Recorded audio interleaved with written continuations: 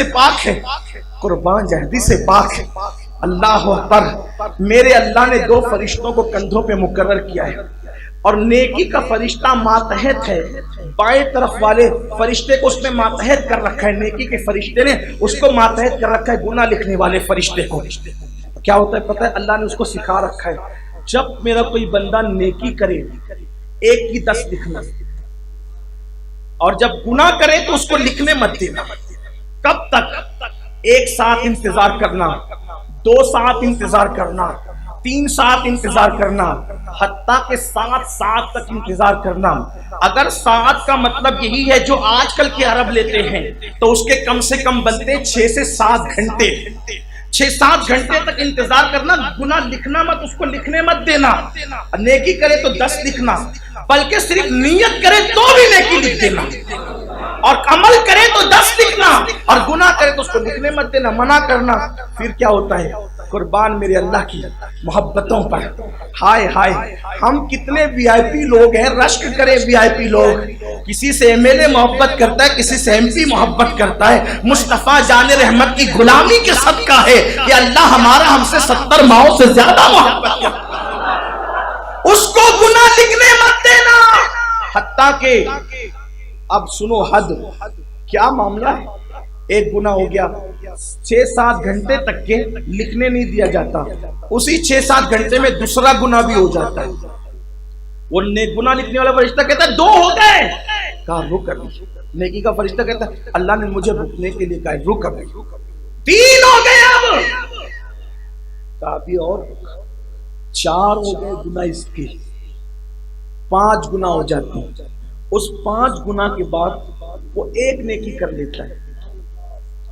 گناہ 5 کیا، نیکی 1 کیا، تو وہ فرشتہ جو نیکی لکھنے والا ہے وہ کہتا ہے دیکھ اس نے گناہ کیا ہے 5، نیکی کی 1، اور اللہ کا حکم مجھے کہ 1 پر اس کو 10 نیکی لکھوں، تو ایک کام کر میں 5 ہی نیکی لکھتا ہوں، اور 5 نیکی کے بدلے اس کے 5 گناہ تو مت لکھا کر۔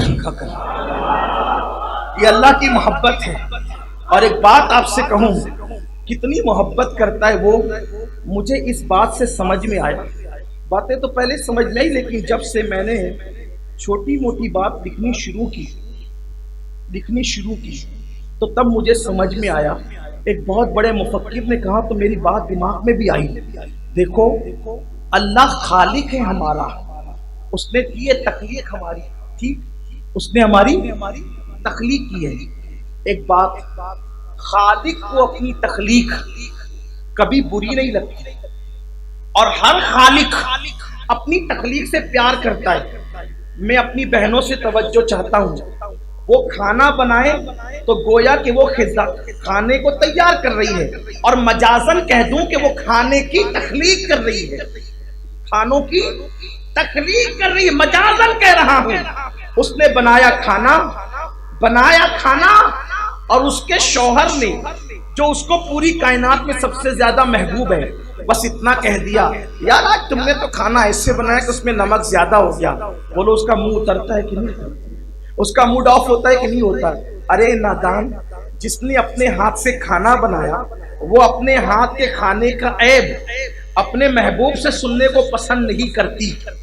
جس نے اپنے ہاتھ سے کھانا بنایا، حالانکہ مرچی دوسرے سے لائی، نمک دوسرے سے لائی، مسالہ دوسرے سے خرید کے لایا، سارا سامان دوسروں سے لا کر کے پھر بنایا، اور صرف اتنا اس نے ڈال کر اپنے فن کے مطابق ڈھالا، تو ڈال کر ڈھال لے تو اس کھانے سے اتنا پیار ہو جائے کہ اپنا محبوب بھی اس میں عیب نکالے تو برا لگتا ہے، اذیت ہوتی ہے، دل دکھتا ہے۔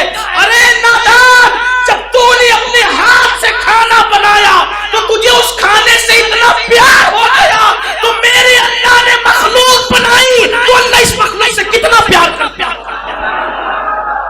تیرے ہاتھ کے کھانے میں کوئی عیب نکالے تو تجھے تکلیف ہوتی ہے، اس کی مخلوق کو کوئی گالی دے تو اس کو کتنی تکلیف ہوتی ہے، اس کی مخلوق پہ کوئی ظلم کرے تو اس کو کتنی تکلیف ہوتی ہوگی۔